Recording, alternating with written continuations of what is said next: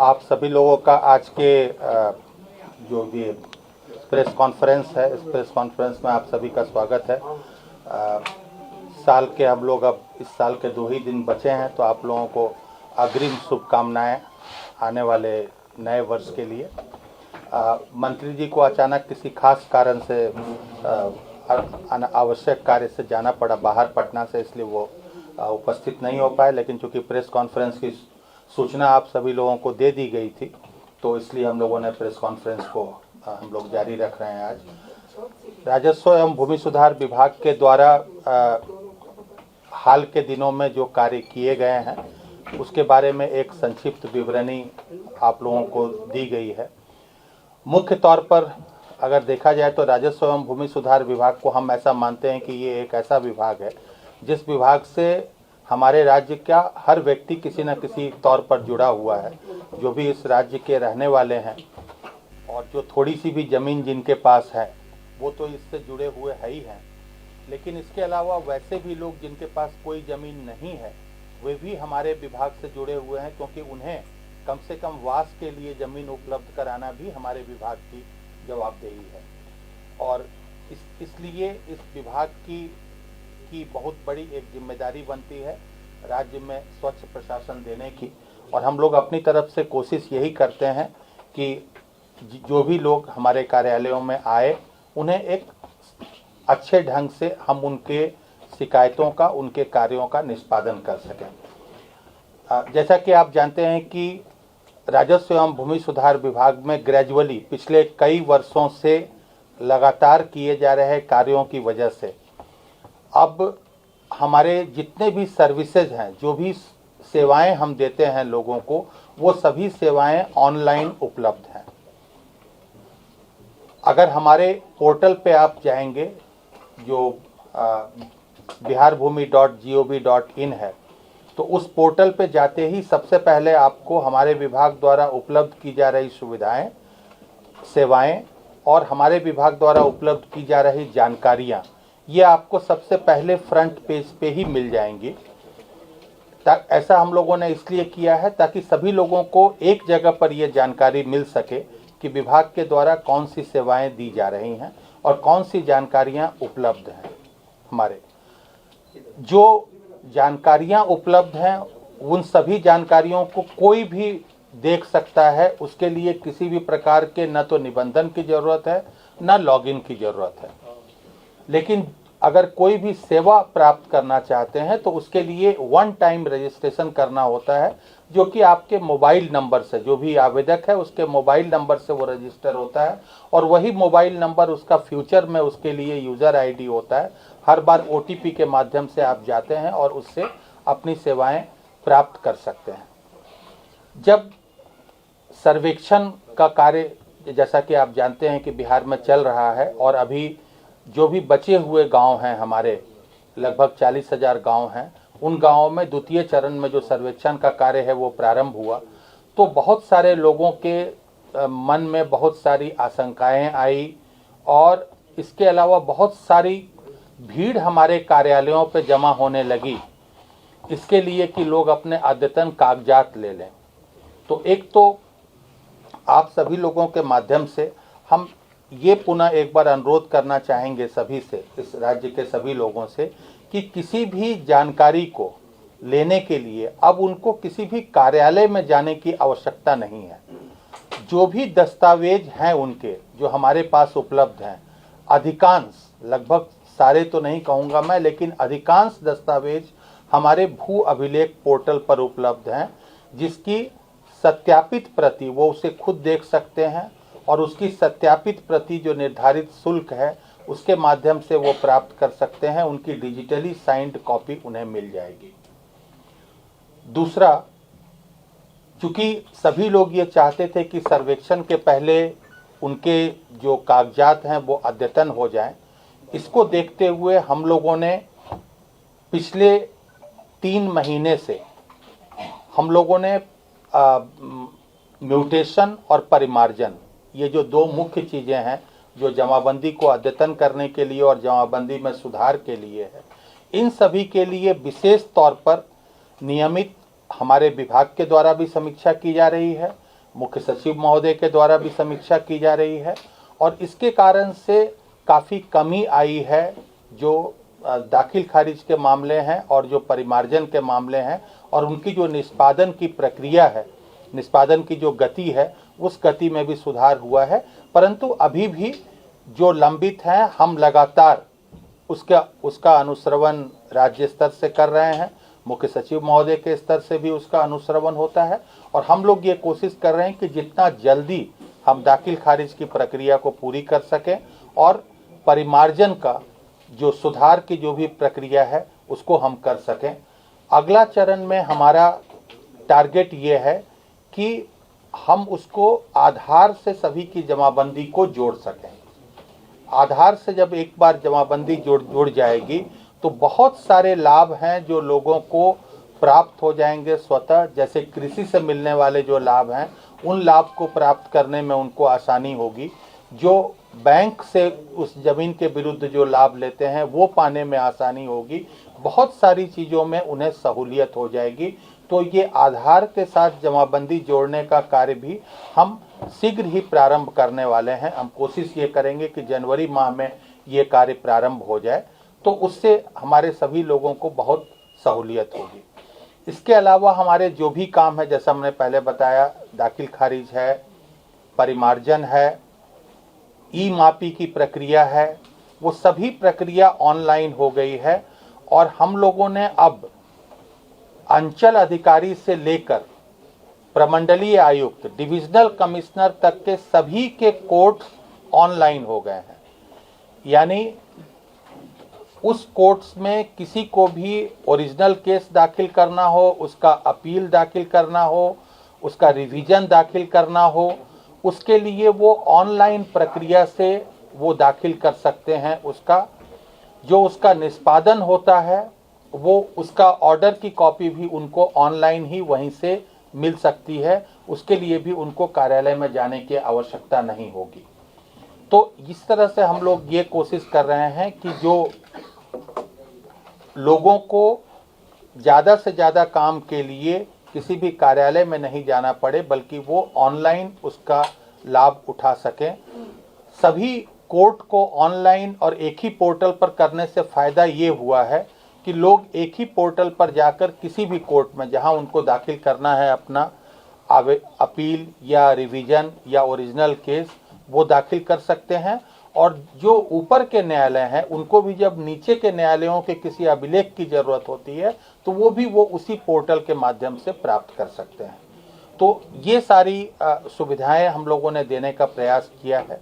जहाँ तक सर्वेक्षण के कार्य की स्थिति है, सर्वेक्षण में जैसा आपको मालूम है कि प्रथम चरण में लगभग 5000 गाँवों में कार्य हम लोगों ने शुरू किया था। उसमें से लगभग 950 गाँव अब बिल्कुल तैयारी की स्थिति में है, जिसमें हम लोग 10 दिनों के अंदर उसकी अंतिम अधिसूचना प्रकाशित कर देंगे और शेष गांवों का काम विभिन्न चरणों में है। द्वितीय चरण में जो गांव शुरू हुए हैं, करीब 39,000 गांव जो शुरू हुए हैं उनका काम तेजी से, जो भी उनके कार्यालय का कार्य है वो चल रहा है। स्व घोषणा दाखिल करने के लिए हम लोगों ने तिथि बढ़ा दी, क्योंकि लोग काफ़ी परेशान हो रहे थे कि स्व घोषणा दाखिल नहीं कर पा रहे थे या वो अपने कागजात जुटा रहे थे। हम लगभग मार्च महीने तक का समय है जब तक कि वो अपनी स्व घोषणा दाखिल कर सकते हैं। और इस बीच में अब हम लोगों की जैसे जैसे तैयारी पूरी होती जा रही है, हमारे कर्मी अब क्षेत्र में जाना शुरू करेंगे और हम लोग क्षेत्र में जो इनिशियल काम है, खानापुरी, किश्तवाड़ और वो सारी प्रक्रिया हम लोग शुरू कर रहे हैं। लोगों को सर्वेक्षण के कार्य में, अगर पिछला भी जो सर्वे हुआ है अभी जो 5000 गांवों का, उसमें अगर किसी प्रकार की आप जैसा जानते हैं कि सर्वेक्षण के काम में 3 बार उनको आपत्ति करने का मौका मिलता है, लेकिन 3 बार की आपत्ति के बाद भी अगर किसी कागज में सुधार नहीं हो पाता है या वो फैसले से संतुष्ट नहीं है, तो एक अतिरिक्त लेवल उसको देने का, अपील का, वो प्रावधान अभी प्रक्रिया में है। वो जैसे ही उसके लिए अधिनियम में परिवर्तन आवश्यक है और वो अधिनियम का परिवर्तन अभी प्रक्रिया में है, परंतु हम ये कोशिश कर रहे हैं कि अगर किसी कारणवश जानकारी नहीं रहने के कारण या सही समय पर कागज नहीं रहने के कारण वो निदान नहीं करा पाए हैं उसका, तो उनको अपील का एक अवसर मिल जाए। तो सर्वेक्षण का कार्य भी निश्चित रूप से होगा, समय से होगा अपने, और हम लोग ये प्रयास करेंगे कि उसमें किसी भी व्यक्ति को, इस राज्य के किसी भी जो भी हमारे निवासी हैं, उनमें किसी को किसी तरह की परेशानी नहीं उत्पन्न हो। उनको उनकी जो भी आपत्तियां हैं उनका निष्पादन करने के लिए, उन आपत्तियों को दायर करने के लिए उन लोगों को पर्याप्त मौका मिले, इसका हम लोग प्रयास करेंगे। तो मूल तौर पर जो हमारे विभाग के द्वारा जो काम किए जा रहे हैं वो संक्षेप में मैंने बताया, बाकी प्रेस नोट में उपलब्ध है। हम लोग लगातार ये प्रयास करते रहते हैं, पोर्टल जो हमारे यहाँ के हैं उसका लगातार हम लोग समीक्षा करते रहते हैं। जैसे जैसे हमारे पदाधिकारियों के माध्यम से या लोगों के द्वारा जब शिकायतें आती है और लगता है कि कहीं पर लोगों को परेशानी हो रही है, हम लोग उस प्रकार से अपने पोर्टल में परिवर्तन करते रहते हैं, सुधार करते रहते हैं, ताकि लोगों को कम से कम उसकी परेशानी हो। और भारत सरकार ने पायलट प्रोजेक्ट के तौर पर कुछ अर्बन एरिया में भी सर्वे का काम जो है वो शुरू करने का फैसला किया है। अभी अंतिम रूप से चयनित नहीं हुए हैं, लेकिन कुछ 6 जगहों पर हम लोग छोटे, बहुत बड़े नगर निगम नहीं, जो छोटे नगर परिषद हैं, उन क्षेत्रों में हम लोग अर्बन सर्वेक्षण का भी कार्य शीघ्र शुरू करेंगे, जिसमें उनका भी ड्रोन के माध्यम से और फ्लाइंग के माध्यम से उनका मैप तैयार किया जाएगा और फिर फील्ड वेरिफिकेशन करके वहां पर भी हम लोग जमीन के कागजात तैयार करेंगे। नाम बताएंगे 6 नगर परिषद। और सर एक दूसरा सवाल है कि जो आप करीब 5 सालों में किए हैं 929 गाँव में, एक मिनट जो हम लोगों ने अभी इसको भारत सरकार के स्तर से अंतिम स्वीकृति नहीं मिली है, लेकिन हम लोगों ने जो प्रस्ताव भेजा है 6 जगहों का, वो सोनपुर नगर परिषद है, बक्सर नगर परिषद है, राजगीर नगर परिषद, तारापुर नगर पंचायत, बांका नगर परिषद और डेहरी नगर परिषद। ये 6 जगहों भारत सरकार चाहती थी कि हम लोग ऐसी जगहों पर शुरू करें जहां की जनसंख्या 2 लाख से कम हो और उसका एरिया 60 स्क्वायर किलोमीटर या उससे कम हो। इसीलिए हम लोगों ने अभी छोटी जगहों का चयन किया है और ये हम लोगों ने भेजा प्रस्ताव, वहां से स्वीकृत हो जाएगा तो इसमें हम लोग आगे कार्य शुरू करेंगे। इसमें जो फ्लाइंग का काम है, नक्शा तैयार करने का काम, वो भारत सरकार के द्वारा ही सर्वे ऑफ इंडिया को दिया गया है। तो वो सर्वे ऑफ इंडिया इसका नक्शा फ्लाइंग करके, नक्शा तैयार करके हमको देंगे और उसके बाद हम लोग उसका जो फील्ड वेरिफिकेशन का काम है वो करेंगे। जी सचिव महोदय, आप और आपके मंत्री जी इतना करके मोटेशन कर रहे हैं और पब्लिक उनके दरवाजे पर दौड़ते रहिए, थक जा रहा है। गलत आदमी को खड़ा करके रजिस्ट्री कराई जा रही है, सीओ आपका उसका मोटेशन कर दे रहा है, उसके हम लोग दौड़ते रह जा रहे हैं, कहीं कुछ नहीं हो रहा है। आपके विभाग में लिख के दिया जाता है, कहीं कुछ नहीं होता। आपके यहाँ भी जो बैठे उनको कत्ल खाने में डाल देते हैं उस पेपर को, प्रूफ के साथ आपके यहाँ दिया गया है आपके विभाग में लिख करके, लेकिन कहीं कुछ कार्रवाई नहीं हो रही सीओ के ऊपर। देखिए, ऐसा है कि जब से ये प्रक्रिया ऑनलाइन हुई है, किसी भी दाखिल खारिज की कोई प्रक्रिया, अब आपका कोई मामला, विशेष मामले जिसकी आप बात कर रहे हैं, हम उसके बारे में तो नहीं बता सकते, लेकिन हमारे यहाँ आज के दिन में लगभग 1000 राजस्व सेवा के कितने पदाधिकारी होंगे? 1400 के लगभग हमारे यहाँ पदाधिकारी हैं पूरे राजस्व सेवा में, जो जब से राजस्व सेवा शुरू हुई है। और 1400 पदाधिकारियों में 458 पदाधिकारी ऐसे हैं जिनके ऊपर अभी तक कार्रवाई हुई है। मैं ये दावा तो कर सकता हूं कि किसी भी अन्य विभाग में अगर आप प्रतिशत देखें तो इतने ज़्यादा पदाधिकारियों पर कार्रवाई नहीं हुई है। नंबर 2, इसमें केवल विभाग की ही बात नहीं है, कार्रवाई करना हमारे लिए और हमारे विभाग के लिए इसलिए भी आसान है कि अगर आप कोई भी शिकायत हमें करते हैं तो हमें उसके लिए जांच करने के लिए किसी को भेजने की ज़रूरत नहीं पड़ती है, क्योंकि हमारी प्रक्रिया ऑनलाइन है। जैसे आपने कहा दाखिल खारिज का, तो हम यहीं से बैठकर वो हम लोग ये देख सकते हैं कि उसने कहाँ पर गलती की और क्या गलती की उसने, उसके लिए हमको किसी को भेजने की ज़रूरत नहीं पड़ेगी।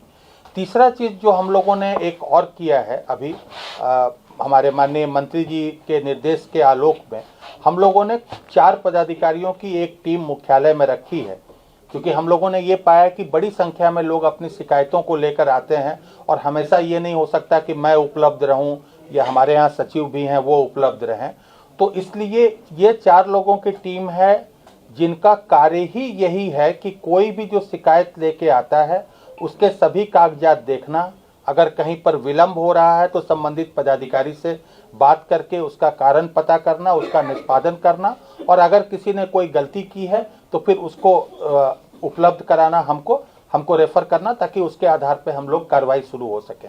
तो कोशिश हम लोग कर रहे हैं। 100% मैं नहीं दावा करता हूँ, हो सकता है आप जिस विशेष मामले की बात कर रहे हो उसमें वो मामले में नहीं कार्रवाई हुई। एक मामला नहीं है, 4 मामला है, मेरे साथ प्रूफ है, आपके यहाँ लिख के दिए हुए है, विजिलेंस से आपके यहाँ गया, आर्थिक अपराध से आपके यहाँ गया, कोई कार्रवाई नहीं। बिल्कुल ठीक है, तो आप दे दीजिए वो पेपर, अभी मुझे दे दीजिए। सर मेरा एक सवाल है कि जो न्यायालय में, जो माननीय न्यायालय में, सिविल कोर्ट में, हाई कोर्ट में जमीन के मामले से संबंधित जो केसेस है, सर्वे भी हो रहा है, तो वैसे मामले में भू राजस्व विभाग का क्या रोल है या इसमें क्या कुछ संभावनाएं बन रही है?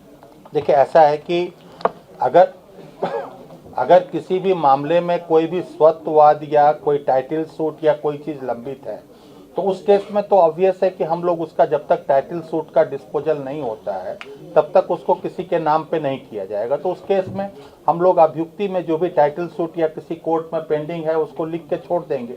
जब सक्षम न्यायालय से उसका निष्पादन होगा तब उस अभिलेख में सुधार होगा, क्योंकि जो भी खतियान बनता है, अभी रिकॉर्ड ऑफ राइट जो भी बनता है, वो रिकॉर्ड ऑफ राइट ऐसा नहीं है कि वो रिकॉर्ड ऑफ राइट चेंज नहीं होता है। अगर सक्षम न्यायालय से जब भी कोई आदेश होगा तो वो रिकॉर्ड ऑफ राइट में चेंज होगा। बिल्कुल। एक सवाल और था, जो सर्वे को लेकर कई बिहार के लोग हैं जो बिहार से अलग राज्यों में रह रहे हैं या विदेशों में रह रहे हैं, जो एनआरआई है, जो बाहर हैं, जो विभिन्न राज्यों में रह रहे हैं, तो वैसे लोगों को कैसे सूचित किया जाएगा कि सर्वे हो रहा है? आप अपना जिनका भी खतियान है इसको लेकर उनको जानकारी मिले या क्या सरकार कर रही है? देखिए, ऐसा है कि सर्वे की भी पूरी प्रक्रिया ऑनलाइन है, तो जो अपना जो सेल्फ डिक्लेरेशन दाखिल करना है, वंशावली दाखिल करनी है, वो पूरी प्रक्रिया भी ऑनलाइन है। इसलिए कोई व्यक्ति पटना में बैठा हो या मुजफ्फरपुर के गांव में बैठा हो या वाशिंगटन में बैठा हो, वो जहां से बैठा है वहां से वो अपनी सेल्फ डिक्लेरेशन अपना जो है दाखिल कर सकते हैं। तो इसलिए उसमें ऐसा कोई नहीं है कि किसी व्यक्ति को व्यक्तिगत रूप से आकर कहीं पर दाखिल करना है, ये ऑनलाइन दाखिल करने की प्रक्रिया है। तो इसलिए इसमें कोई परेशानी नहीं है कि कोई नहीं आ सकता। दूसरी, हम लोगों ने ये भी क्लियर किया है, बिल्कुल अखबारों में विज्ञापन के माध्यम से क्लियर किया है कि ये धारणा बहुत लोगों में थी कि जब सर्वे होगा हम अपनी ज़मीन पर खड़े नहीं रहेंगे तो हमारी ज़मीन बिहार सरकार की हो जाएगी। ऐसा बिल्कुल नहीं है। और हम लोगों ने कई सारे क्लैरिफिकेशंस भी बीच में निकाले हैं। जो 16 बिंदुओं पर हम लोगों ने क्लैरिफिकेशंस बीच में निकाले थे, अभी लगभग मुझे लगता है 20 दिन पहले, उसमें बिल्कुल ये स्पष्ट किया गया है कि आपकी ज़मीन अगर रैयती है पिछले में और आपके पास अभी मिनिमम कागजात भी अगर हैं तो वो ज़मीन आपकी बिहार सरकार की नहीं हो सकती है। तो इसलिए हम लोग उसको, जो मिनिमम कागज है, आपके पास रसीद है, केवाला है, जो दखल कब्जा है, आपके बगल के जो पड़ोसी हैं उनके किसी केवाला में आपकी बाउंड्री में आपका नाम दिया हुआ है, हम लोगों ने हर तरह का ऑप्शन दिया है। इसलिए मिनिमम परेशानी हो किसी को, हम ये कभी नहीं चाहेंगे कि किसी आदमी की रैयती जमीन जो है वो बिहार सरकार के नाम हो जाए। सर, आप ही बता रहे हैं कि ये 929 5 सालों में करीब करीब पूरा होने जा रहा है, तो ये जो 37 है ये कितने सालों में कर देंगे मैक्सिमम? उसमें 2 बातें हैं, अपर लिमिट 2 बातें हैं। पहली चीज़ तो ये है कि जब ये काम शुरू हुआ था 2013 में, तब चूंकि पहली बार ये काम हो रहा था इतने सालों बाद और एक नई प्रक्रिया से हो रहा था, तो यहाँ पर हम लोगों को, हमारे विभाग को ये अंदाज भी नहीं लगा था कि इसमें समय कितना लगेगा। लगभग 5 साल का समय तो केवल वो जो हवाई सर्वेक्षण के परमिशन लेने, हवाई सर्वेक्षण कराने और उसी में लग गया। उसके बाद जब काम शुरू हुआ तब हमारे पास पर्याप्त कर्मी नहीं थे कि हम एक बार में ले सकें। इस बार का जो काम शुरू हुआ है, पिछले इलेक्शन के बाद जुलाई महीने में जो नियुक्ति पत्र वितरित किए गए हैं, आज के दिन में हमारे पास लगभग 14,000 कर्मी हैं जो केवल इसी काम के लिए हैं। तो इसलिए कर्मियों की संख्या ज़्यादा है तो हम पैरेलली हर जगह काम शुरू करेंगे। और अभी इनिशियली हम लोगों ने थोड़ा सा फील्ड में स्लो केवल इसलिए किया था ताकि लोग, जो बहुत ज़्यादा लोगों में जो पैनिक हो गया था अपने कागजात इकट्ठा करने के लिए, हम चाहते थे कि वो सेटल हो जाए, लोग अपने सुधार जो कहें वो करवा लें, तब हम क्षेत्र का काम शुरू करें। हमारे पास अब इतने पर्याप्त कर्मी हैं कि हम एक साथ उसको, हमारे पास अब इतने कर्मी हैं कि एक अमीन पर केवल 4 गांव की आवश्यकता हमको पड़ेगी। एक अमीन को 4 गांव में करना होगा, वो स्थिति नहीं थी पहले। तो इसलिए हमारे पास 14,000 कर्मी हैं अभी। सेटलमेंट ऑफिसर सरकार ने सभी जगहों पर पोस्ट किए हैं, अगर कहीं वैकेंसी रहती है उसको शीघ्र पोस्टिंग की जाती है। लगातार उसका यहाँ से मॉनिटरिंग की जाती है, जैसा मैंने बताया आपको कि महीने में एक बार उसकी मॉनिटरिंग मुख्य सचिव महोदय के स्तर से भी की जाती है। तो इसलिए पहले वाले में और अब में, दूसरा है कि पहले वाले सर्वेक्षण जो हुआ उसमें बहुत सारी जो कठिनाइयाँ आई वो हम लोग अब अवगत हैं और इसी कारण से क्लैरिफिकेशंस दिए गए थे, क्योंकि ताकि इस बार वाले में वो दिक्कतें ना आए। सर टाइम फ्रेम पूछ रहे हैं, कब तक लास्ट कर देंगे 45,000 गाँव में, पूछ रहे हैं। देखिए, टारगेट तो हम लोगों का 1 साल में पूरा करने का है, लेकिन कई सारी उसमें कठिनाइयाँ आती हैं। गांव छोटे बड़े हैं, कुछ गांव ऐसे भी हैं जिनमें 15,000 20,000 मौजे हैं, लेकिन फिर भी हम उम्मीद करते हैं कि 1 साल नहीं तो 2 साल में तो हम ये प्रक्रिया पूरी कर देंगे।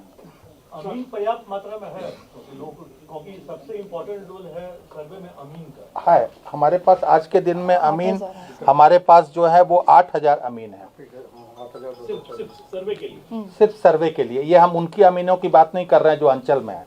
8,035 अमीन हमारे पास केवल सर्वे के काम के लिए हैं, और टोटल गांव जिसमें हमको टेकअप करना है वो 38,000 समथिंग है, 38,500। ये सब परिमार्जन प्लस वाले में सर आप जो आंकड़ा दिए हैं जिसमें पब्लिक सबसे परेशान रहता है, ये आप दिए हैं कि 5 लाख 5.5 लाख में मात्र 47,000 हुआ है। ये क्यों नहीं हो रहा है, जो सबसे अधिक जरूरी है? ऑनलाइन आप लोगों ने किया, आप लोगों ने गलती की, पब्लिक के पास कागज सही है, आपने गलती की, और उसके लिए हम लगातार आवेदन कर रहे हैं और हमें दौड़ाएगा।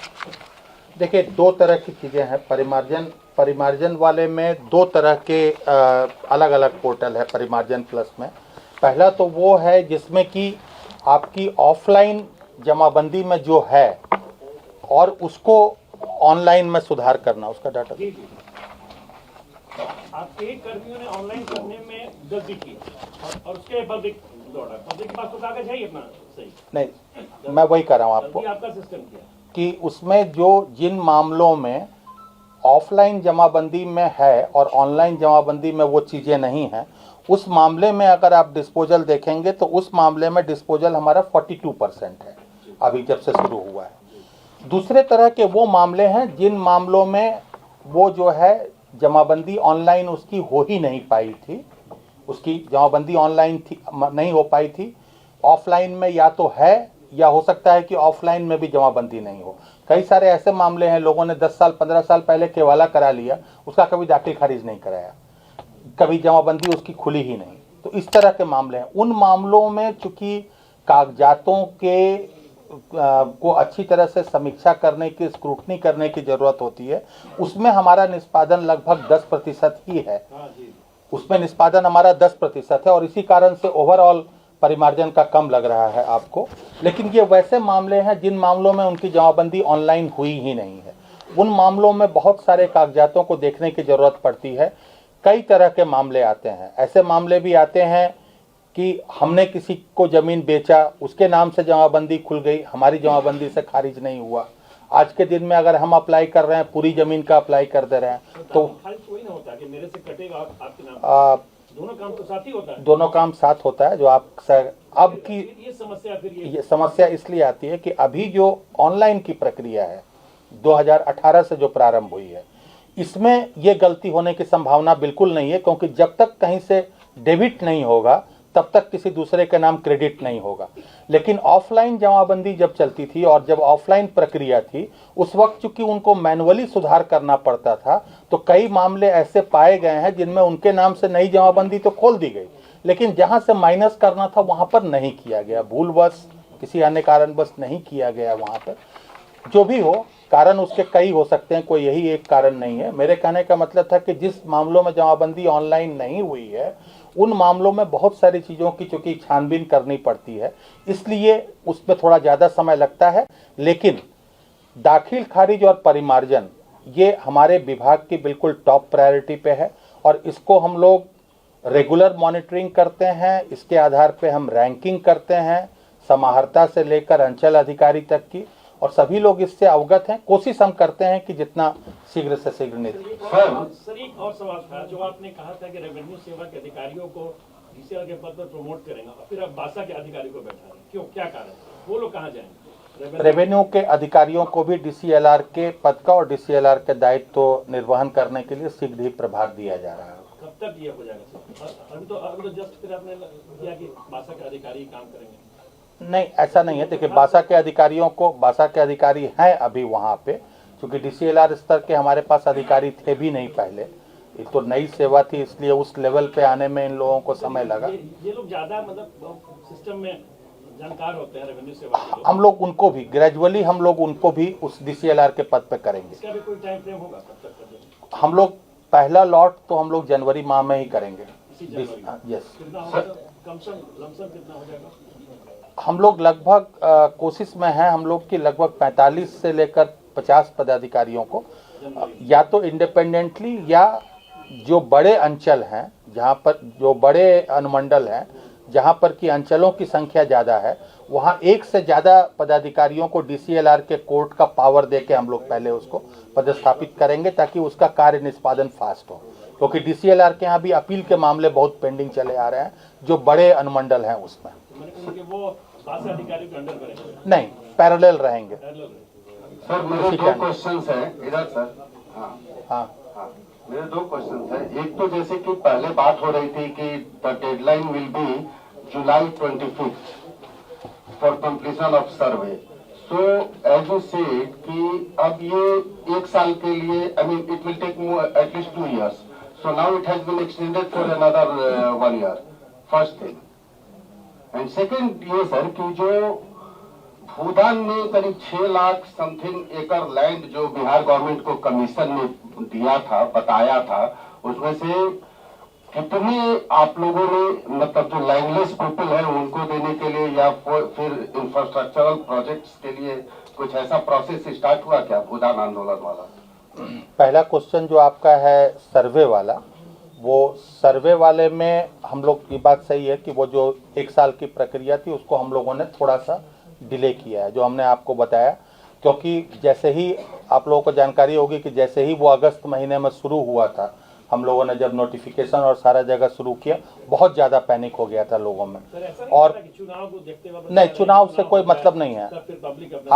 अगस्त महीने में आप लोग ही अखबारों में निकालते थे, जिसमें कार्यालयों पर इतनी लंबी लंबी लाइनें लगने लगी थी, इतनी भीड़ होने लगी थी उस पे कार्यालयों में, लोगों में बहुत ज़्यादा पैनिक हो गया था। उसको देखते हुए हम लोगों ने इसीलिए अमेंडमेंट करके जो सेल्फ डिक्लेरेशन वाला टाइम है उसको हम लोगों ने बढ़ाया है। तो इसलिए केवल ये लोगों की सुविधा का है। देखिए, ये काम कोई ऐसा नहीं है सर्वे का काम जो कि रोज रोज होता है। अभी तक पूरे बिहार में ये काम केवल तीसरी बार हो रहा है, कुछ जगहों पर तो दूसरी बार हो रहा है। पहली बार 1900 से 1910 के बीच में हुआ था, दूसरी बार 1950-60 में शुरू हुआ था, कुछ जगहों पर तो वो 80-85 तक 20-25 सालों तक चलता रहा। तो इसलिए ये काम ऐसा नहीं है कि हम झटके से कोई कर दें, कोई ऑफिस का फाइल डिस्पोजल है। हम लोग चाहते हैं कि काम में भले ही थोड़ा विलंब हो, लेकिन ऐसा काम हो कि जिसमें विवाद जो है वो निष्पादन हो, न कि उसकी वजह से विवाद और बढ़ जाए। और ये विधानसभा चुनाव निकल जाए, विधानसभा चुनाव से उसका कोई मतलब नहीं है, क्योंकि व्हाट इज द डेडलाइन? अब क्या रहेगा नया डेडलाइन? जुलाई 26? जुलाई 26 को हम लोग डेडलाइन मान के चलेंगे। सर्वे जनता के लिए हो रहा है कि बिहार सरकार अपनी खोई हुई जमीन ढूंढ रही है? दोनों चीजें हैं। खोई हुई जमीन ढूंढने की बात नहीं है। हम लोग मूल कारण से जब सर्वे की बात शुरू हुई थी तो माननीय मुख्यमंत्री जी का यही उद्देश्य था कि बिहार में, वो अभी भी बोलते ही हैं वो, कि सबसे ज़्यादा जो क्राइम होते हैं यहाँ पर, हत्याएं होती हैं, वो भूमि विवाद के कारण होती हैं। तो इसलिए जो भू समाधान पोर्टल है हम लोगों का और होम डिपार्टमेंट का ज्वाइंटली, उसका पर्पस भी यही था, निष्पादन करना। और सर्वे का भी पर्पस ये है कि कागजात हमारे अद्यतन हो जाए। ज़्यादातर जगह पर हम लोगों की भी अपनी सुस्ती की वजह से जो रैयत हैं, ज़्यादातर जगहों पर आप ये देखेंगे कि ज़मीनें आज भी हमारे दादा परदादा के नाम से चली आ रही हैं। हम लोग इतने 2-3 जनरेशन हो गए, किसी ने ये कोशिश नहीं की कि उस ज़मीन को हम लोग, भले आपसी बंटवारा हो भी गया हो तो भी हम लोगों ने अपने अपने नाम पे नहीं कराई है उसको। तो कम से कम सर्वे होगा तो ये सारी चीज़ें जो हैं वो अद्यतन हो जाएंगी। तो पर्पस लोगों के लिए ही है, सरकार के लिए नहीं है।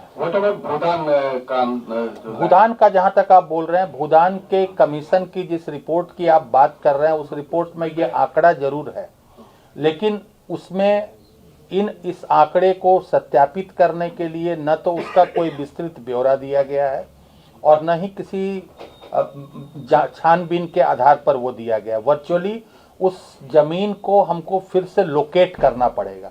हम लोगों ने उसका ब्यौरा, उसका खाता खेसरा जो होना चाहिए, मेन जमीन तो आप तभी आइडेंटिफाई करिएगा जब उसका कोई खाता खेसरा हो। अदरवाइज वैसे बता देने से कि 1 लाख या 2 लाख एकड़, उसका कोई मतलब नहीं है। तो हम लोगों ने उस ब्यौरे को भेजा है सभी जिलों में, हम लोगों ने समाहर्ताओं को, वो अपने लेवल से उसको फिर से वेरिफिकेशन करेंगे, तब जो जमीन निकलेगी तभी उसके आधार पे हम। अच्छा, आप बता रहे थे कि 4 पदाधिकारी जो आपके विभाग में देखते हैं, वो कौन है पदाधिकारी 4 को, कि जो मिल करके कंप्लेन दिया जाए?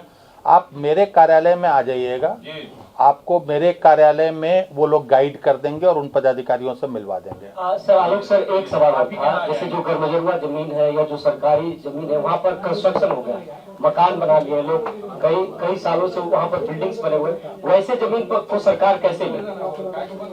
देखिए, जमीन को, सरकारी जमीन को खाली कराने की एक प्रक्रिया है जो बिहार लैंड इंक्रोचमेंट एक्ट के तहत है। तो वो जमीन को वापस लेना वो सब वैधानिक प्रक्रिया के तहत होगा। जो भी जमीन पर जिस पर अतिक्रमण है, बिहार लोक भूमि अतिक्रमण अधिनियम के तहत उनको नोटिस जारी किया जाएगा, वो अपने कागजात देंगे, उसके आधार पर उसका फैसला होगा। ये तो एक अर्ध न्यायिक प्रक्रिया है, क्वासी जुडिशियल प्रक्रिया है, जिस प्रक्रिया के आधार पर जमीन से अतिक्रमण हटाया जाता है। बेतिया राज का जो जमीन का है, that law has been framed, law has been passed, तो अब इसमें जैसे कि रूल्स बनाने की बात हो रही है, तो has the authority concerned initiated the process initiate हो गया है, रूल का ड्राफ्ट तैयार हो गया है। वो डिफरेंट डिपार्टमेंट्स, जो 3-4 डिपार्टमेंट्स हैं जिनके कंसल्टेशन और परामर्श के बाद वो कैबिनेट जाएगा, उन डिपार्टमेंट्स को जाने की प्रक्रिया में है वो। और अब बढ़ते हैं धन्यवाद ज्ञापन का। मैं धन्यवाद ज्ञापन करती हूँ आप मीडिया बंधुओं का, जिन्होंने इस कार्यक्रम को सार्थक बनाया।